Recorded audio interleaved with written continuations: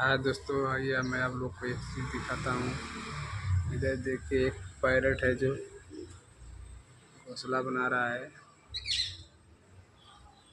अंडे देने के लिए। और तीन तीन हैं, कितने प्यारे लग रहे हैं।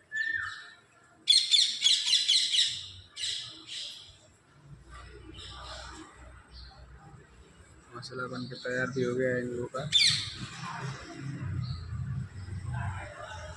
मस्त जोड़ी लग रही है।